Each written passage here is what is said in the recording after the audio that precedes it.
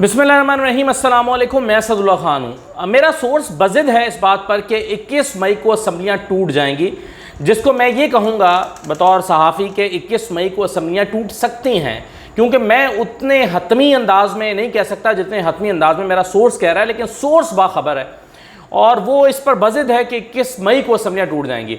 मैंने उससे पूछा कि 21 ही को क्यों, 22 को या 23 को या 24 को क्यों नहीं, तो उसका ख्याल यह है कि 22 और 23 भी हो सकती है, लेकिन 21 तारीख को ज़्यादा इम्कान इसलिए भी है कि इमरान खान 20 तारीख को अगर कोई तारीख अनाउंस कर देते हैं अगले हफ्ते के अंदर अंदर इस्लामाबाद मार्च की, उसके बाद हालात ख़राब होना शुरू हो जाएंगे और उस हालात ख़राब होने की ज़िम्मेदारी हुकूमत अपने सर नहीं ले सकती, क्योंकि जैसे ही हालात ख़राब होना शुरू होंगे डॉलर और ज़्यादा बढ़ेगा, स्टॉक मार्केट मज़ीद बैठ जाएगी, कारोबारी हालात मज़ीद ख़राब हो जाएंगे, मईशत का मज़ीद भट्टा बैठ जाएगा। तो ऐसे में हुकूमत ये सारी सरदर्द खुद मोल नहीं ले सकेगी और 21 तारीख को वो असम्बलियाँ तोड़ने का ऐलान कर देगी। मेरा सवाल ये भी है कि अगर इमरान खान अब फ़र्ज़ कीजिए 20 को ऐलान नहीं करते, 2-4 दिन ऊपर ले जाते हैं और एक हफ्ते के बाद जाकर ऐलान करते हैं, तो फिर कहानी में एक ट्विस्ट आ सकता है और असम्बलियाँ टूटने का ऐलान चंद दिन ऊपर जा सकता है। लेकिन अगर 20 तारीख को इमरान खान असम्बलियाँ अगर ऐलान कर देते हैं इस्लामाबाद मार्च का, तो ज़्यादा इम्कान यह है कि 21 तारीख को असम्बलियाँ टूट जाएंगी और हुकूमत इलेक्शन में जाने का फैसला कर लेगी।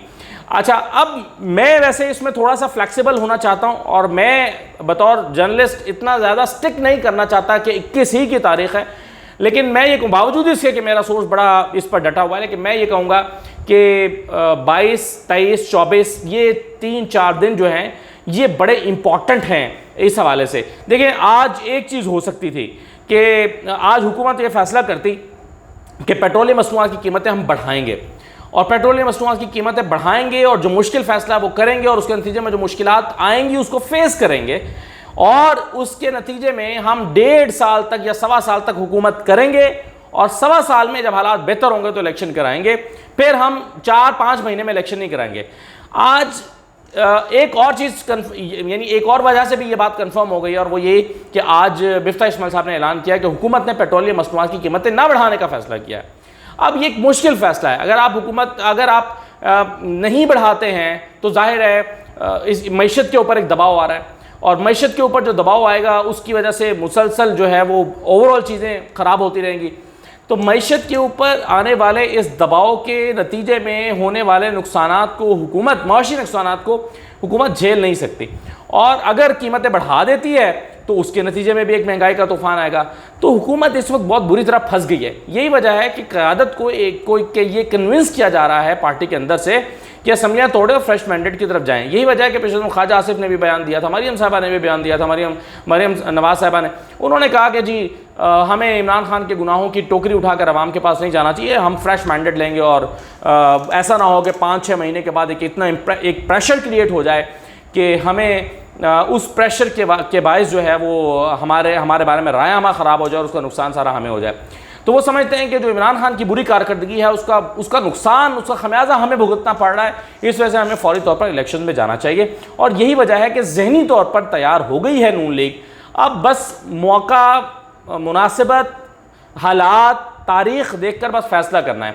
इमरान खान जो है वो डटे हुए हैं, वो पीछे हटने के लिए तैयार नहीं है और उनका ये टेस्ट भी है, इम्तहान भी है कि वो यहाँ पर आकर उसी एनर्जी के साथ उनका जो टारगेट है, जो उनका ऐलान है, जिस नतीजे पर जो उन्होंने ऐलान कर रखा है कि जी इलेक्शन के तक वो चैन से नहीं बैठेंगे और फ्रेश इलेक्शंस चाहिए, क्या इस मुतालबे पर वो डटे रहते हैं अगला मजीद हफ्ता और इस्लामाबाद की कॉल देते हैं या उनको समझा बुझा दिया जाता है कि अभी कुछ दिन इंतजार कर लें। तो ये इमरान खान के ऊपर भी बहुत डिपेंड करता है कि हुकूमत क्या फ़ैसला करती है। नहीं, हुकूमत का फ़ैसला इमरान खान के दबाव से मशरूत है। आप देखिए कि आज जो मिफ्ता इस्माइल ने पेट्रोलियम मसनूआत की कीमतें ना बढ़ाने का फ़ैसला किया है, ये एक बहुत बड़ा सबूत है कि हुकूमत इमरान खान के दबाव में है, वरना वो मईशत पर दबाव की वजह से पहले दिन से कह रहे हैं कि ये इमरान खान का फैसला गलत था और कीमतें बढ़नी चाहिए पेट्रोलियम मसनूआत की, लेकिन इसके बावजूद वो नहीं बढ़ा पा रहे। तो उनको अंदाज़ा है कि अवाम का गम और गुस्सा बढ़ जाएगा और इमरान खान की जो तहरीक है उसमें जान पड़ जाएगी, इसलिए वो ये फैसला नहीं कर पा रहे। तो 2-3 चीज़ें, एक तो मैंने आपको बताया कि हुकूमत ने पेट्रोलियम की कीमत ना बढ़ाने का जो फैसला किया है, ये एक वजह होगी। दूसरा, जो महंगाई का बोझ उठाकर वो इलेक्शन में नहीं जा सकते, ये एक वजह होगी। और तीसरी वजह जो है वो नवंबर की जो अपॉइंटमेंट है वो फ्रेश मैंडेट के साथ करना चाहती है नून लीग। वो ये समझती है कि हमें फ्रेश मैंडेट लेना चाहिए और फिर उस पूरे एक फ्रेश मैंडेट के साथ, यानी अभी तो लोग कह सकते हैं कि जी आप इतनी बड़ी बड़ी अपॉइंटमेंट कैसे कर रहे हैं जब आपके पास पूरा मैंडेट ही नहीं है, 84 सीटें हैं आपके पास। वो चाहते हैं कि एक ऐसी अपॉइंटमेंट करें जिस पर क्वेश्चन ना किया जा सके और उस अपॉइंटमेंट के लिए उनके पास पूरा फ्रेश मैंडेट हो। और इस वजह से वो चाहते हैं कि ये नहीं, जो वजूहात हैं उनमें से ये भी है कि जी ठीक है फ्रेश इलेक्शन की तरफ बढ़ा जाए, उससे ये भी एक फ़ायदा होगा। चौथी एक वजह ये भी है कि वो समझते हैं, उनको ये लगता है कि इस वक्त इस्टेब्लिशमेंट भी उनको सपोर्ट करेगी और उसमें जो इलेक्शन के नतीजे में जो चीज़ें इलेक्शन के दौरान जो फ़ायदे हो सकते हैं उससे भी उनको फ़ायदा हासिल हो जाएगा। तो इन वजूहात के बिना पर वो फैसला कर रहे हैं कि असम्बलियाँ तोड़कर फ्रेश इलेक्शन की तरफ बढ़ा जाए। अच्छा, अब आपके जहन में सवाल पैदा होगा कि अगर आप फ्रेश इलेक्शन की तरफ बढ़ेंगे तो इलेक्शन रिफॉर्म्स कैसे होंगी, और ये पीपल्स पार्टी का भी एक बहुत बड़ा मुतालबा है कि जी इलेक्शन रिफॉर्म्स कराए जाएं और इलेक्शन रिफॉर्म्स के बगैर हम इलेक्शन में नहीं बढ़ेंगे। अब इलेक्शन रिफॉर्म्स तो एक बहाना है, पीपल्स पार्टी ने जैसे इलेक्शन लड़ने हैं वैसे ही लड़ने हैं, लेकिन पीपल्स पार्टी असल मकसद ये है कि हमें टाइम पूरा करने का मौका मिल जाए और हम 1.5 साल तक अपनी आईनी ओहदे हैं हमारे पास, एक अच्छा माहौल, ज़बरदस्त एक गेम बनी हुई है पीपल्स पार्टी की। सूबे में हुकूमत है, वफाक में जो है वो आपको वजारतें मिल गई हैं 55 सीटों के साथ, आपको अच्छी खासी वजारतें मिल गई हैं, वज़ीर ख़ारजा आपके पास है, बड़ी बड़ी वजारतें हैं, और फिर यह है कि आईनी ओहदे आपके पास हैं, सदर आप बन सकते हैं, तो क्यों इलेक्शन की तरफ बढ़ा जाए? तो पीपल्स पार्टी इसकी हामी नहीं है कि इलेक्शन की तरफ बढ़ा जाए। अच्छा, अब पीपल्स पार्टी इस बात को भी उसके मद्देनज़र है कि अगर मौजूदा हुकूमत जो है वो बदनाम होती है या उसकी कारकर्दगी मुतासिर रहती है तो उसका फ़ायदा भी पीपल्स पार्टी को हो सकता है। वो पीपल्स पार्टी भी कहेगी देखिए जी ये परफॉर्म नहीं कर सके, वजारत ख़जाना तो इनके पास थी, बड़ी बड़ी वजारतें तो इनके पास थी। तो पीपल्स पार्टी रिफॉर्म्स के नाम पर जो है वो इलेक्शन में नहीं जाना चाहती। लेकिन रिफॉर्म्स की जो कहानी है, कल मैंने कायरा साहब से पूछा भी, आप रिफॉर्म्स से क्या मुराद है, तो रिफॉर्म्स आके रुक जाती हैं जी ईवीएम और ओवरसीज पाकिस्तानियों के वोटिंग राइट्स पर। इससे बढ़कर क्या रिफॉर्म्स आप चाहते हैं? मेरी तो समझ में नहीं आता कि आप रिफॉर्म्स क्या चाहते हैं। तो दो चीज़ों पर, यानी नून लीग है उसका भी मतबा नज़र ये है कि ईवीएम का बिल वापस चला जाए, और दूसरा जो है वो ये ओवरसीज का जो वोटिंग राइट है वो वापस कर लिया जाए। लेकिन अगर ये नहीं भी होता तो क्या फ़र्क पड़ता है? आप गौर करें ना कि ईवीएम जो है वो तो खरीदी नहीं गई, मशीनें ही नहीं खरीदी गई, और उस पर इलेक्शन होना मुमकिन ही नहीं है। ये 1 साल और 2 महीने के बाद इलेक्शन हो तो भी ईवीएम पे मुमकिन नहीं है, तो अब 3-4 महीने में अगर इलेक्शन होता है तो ये तो बिल्कुल ही नहीं हो सकता।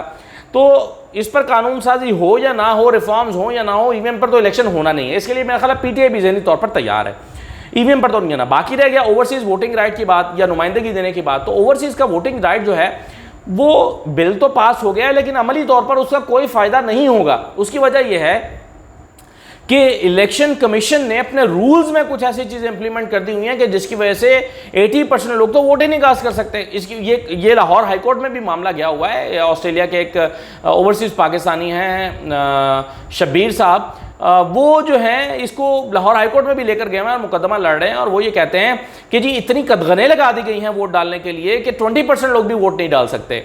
मिसाल के तौर पर जिसके पास वैलिड CNIC है पाकिस्तान का, वो ही वोट डाल सकता है, जिसके पास एक्सपायर है वो वोट नहीं डाल सकता। अब बेशुमार ऐसे लोग हैं जिनके पास नाइकॉप है, असूली तौर पर तो नाइकॉप जिसके पास है वो आइडेंटिटी है, उससे आपको वोट कास्ट करना चाहिए। लेकिन फजूल की एक इलेक्शन कमीशन ने एक शिक लगा दी है जिसकी वजह से लोग वोट कास्ट नहीं कर सकते।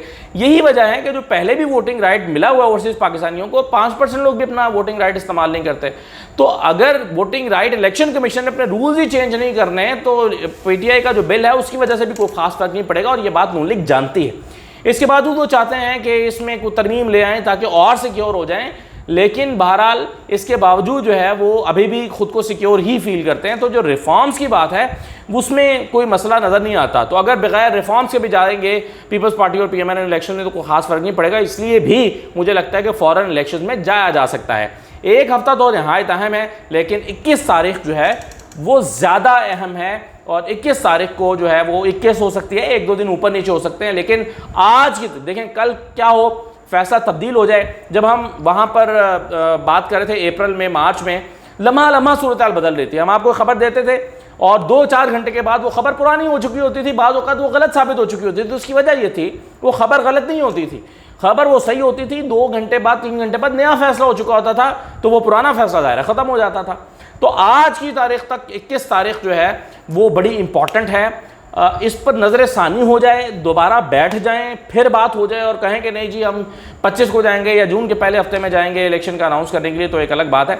लेकिन बहरहाल जो 21 तारीख है वो बड़ी इंपॉर्टेंट है और असम्बलियाँ टूट सकती हैं, नए इलेक्शंस का ऐलान हो सकता है और हुकूमत जानती है कि वो ऐसा नहीं करेगी तो इसकी बहुत बड़ी कीमत उसको अदा करनी पड़ सकती है। इजाज़त दीजिए, अल्लाह हाफ़िज़।